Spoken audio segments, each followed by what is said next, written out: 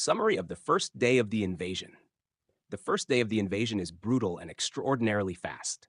German forces implement Blitzkrieg tactics and achieve immediate success.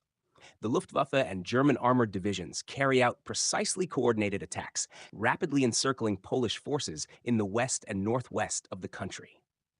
After the destruction of infrastructure and communication networks, the Polish army is severely weakened and forced to withdraw toward the southeast.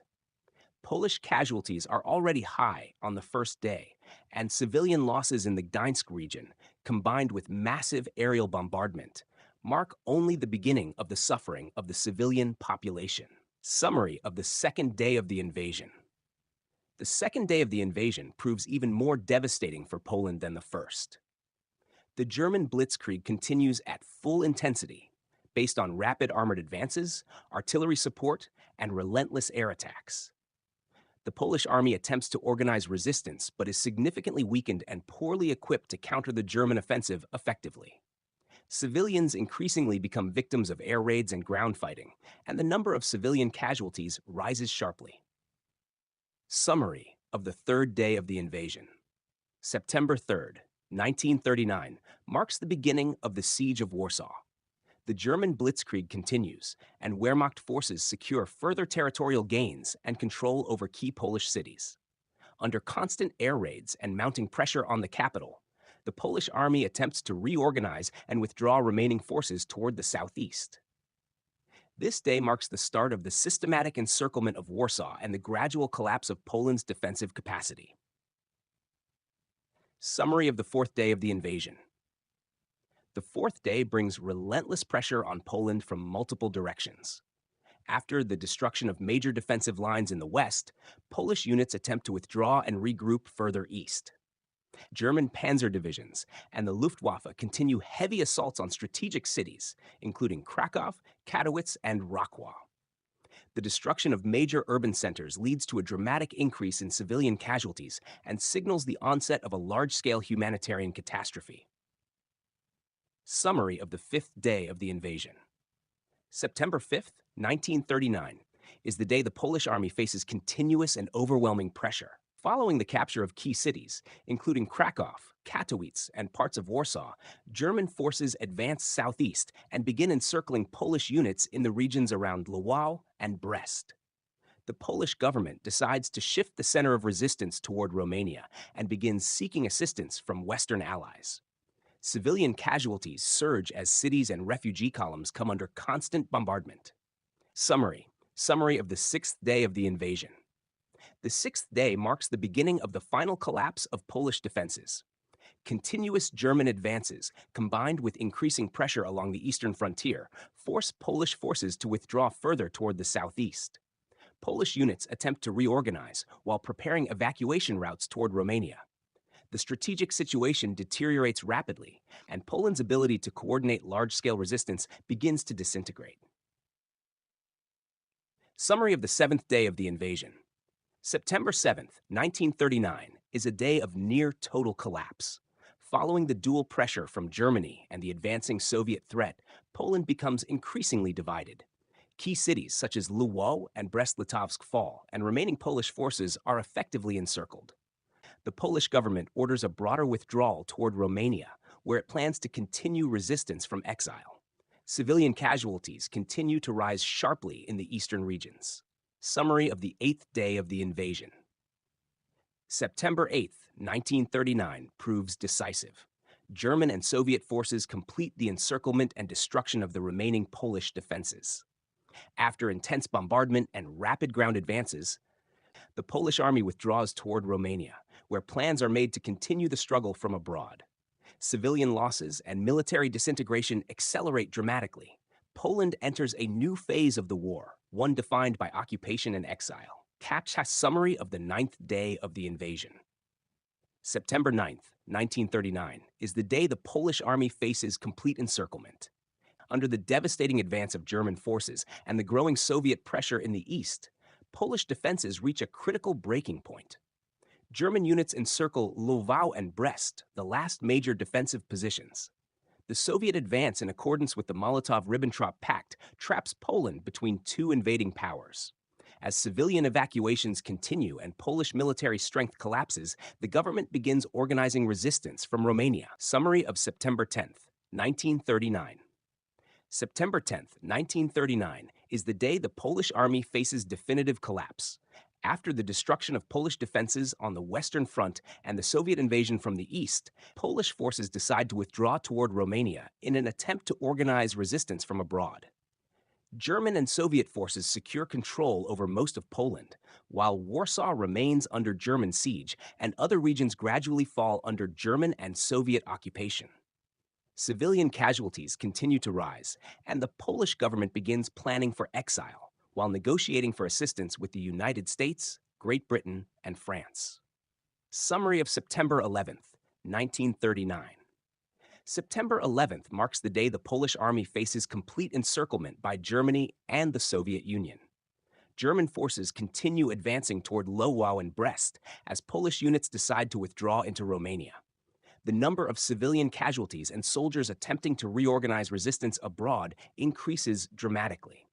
This day becomes a defining moment in Polish history, representing both the brink of defeat and the beginning of a new resistance against Nazi aggression and Soviet occupation.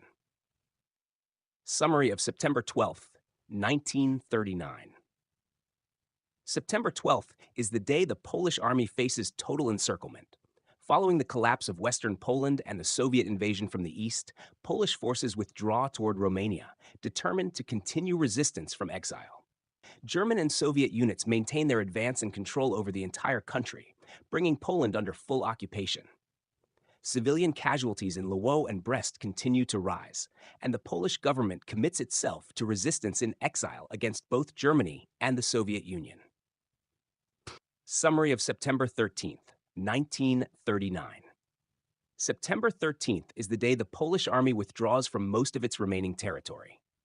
German and Soviet forces consolidate control over Poland as the Polish government relocates to Romania, determined to continue resistance against both occupying powers. Civilian casualties increase, and the number of Polish soldiers entering exile grows as the country becomes divided between Germany and the Soviet Union. Summary of September 14th, 1939. September 14th marks the day the Polish army officially withdraws into Romania, while Germany and the Soviet Union secure complete control over Poland. The Polish government relocates to Romania to continue organizing resistance against both occupiers. Civilian casualties in Lwów and Brest continue to rise, and following the destruction of the Polish army and many cities, the country falls under Nazi and communist occupation. Summary of September 15th. 1939, September 15th, is the day the Polish army definitively withdraws into Romania, while German and Soviet forces establish full control over Polish territory. After the total destruction of Poland's defenses, the Polish government in exile commits to organizing resistance against both Germany and the Soviet Union. Civilian casualties in Lwów and Brest continue to rise as Poland enters a period of dual occupation. Summary of September 16th, 1939. September 16th marks the day the Polish army completes its withdrawal and German and Soviet forces secure full control over Poland. After heavy losses and sustained bombardment by both occupiers, the Polish government relocates to Romania to organize resistance from abroad. Civilian casualties and the number of Polish soldiers in exile continue to grow as Poland is divided between Germany and the Soviet Union, while resistance efforts begin to prepare for a new phase of the struggle. Summary of September 17th, 1939. September 17th is the day the Polish state faces total collapse. German and Soviet forces fully control Poland, and the Polish government relocates to Romania to organize resistance against both occupiers. After the destruction of the Polish army and much of the civilian infrastructure, the country falls under totalitarian control. Civilian casualties and the size of the exile forces continue to increase as Poland enters a new phase of resistance from abroad. Summary of September 18th. 1939, September 18th, is the day Germany and the Soviet Union secure complete control over Poland. Following the collapse of Polish defenses and the relocation of the Polish government to Romania, a new phase of resistance begins. The Polish army in exile starts organizing resistance against the occupiers. Civilian casualties in Warsaw and Lwów continue to rise as the government in exile focuses on negotiations with Western allies for military assistance. Summary of September 19th, 1939. September 19th is the day the Polish army and the government in exile fully commit to organizing resistance from abroad as remaining forces continue to move into Romania.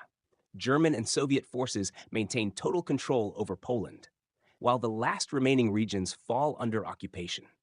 Civilian casualties continue to rise, and the Polish government in exile intensifies negotiations with Western allies for military support and the continuation of the struggle against Germany and the Soviet Union. Summary of September 20th, 1939. September 20th is the day the Polish army faces complete destruction, while the Polish government in exile begins organizing resistance from abroad. German and Soviet forces secure total occupation of Poland, and with the Polish army defeated, the country falls entirely under foreign control.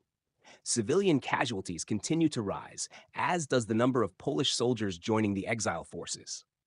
The Polish government prepares to continue the political struggle and seeks support from Western nations to restore Poland's independence. Summary of September 21st, 1939. September 21st marks the day the Polish army fully withdraws into Romania, while Germany and the Soviet Union establish complete control over Poland. The Polish government in exile begins coordinating resistance from abroad, as the Polish military and civilian population face the definitive partition of their country between two occupying powers. Civilian casualties continue to increase, and the growing exile forces prompt the Polish government to intensify negotiations for military aid from Western allies. Summary of September 22nd, 1939. September 22nd is the day the Polish army in exile continues organizing resistance against Germany and the Soviet Union, even as both occupying forces tighten their control over all of Poland. The Polish government in exile launches diplomatic efforts to secure Western military assistance for a renewed struggle against the occupiers. Civilian casualties rise steadily, and the government prepares for a new phase of resistance against Nazi domination and Soviet aggression. Summary of September 23rd, 1939. September 23rd marks another day in which both the Polish army and government in exile organize resistance against the occupiers. German and Soviet forces have already completed their occupation of Poland, securing control over the entire country. Civilian casualties continue to rise, and the government in exile pursues diplomatic negotiations with Western nations, preparing for future resistance operations from abroad. Summary of September 24th, 1939.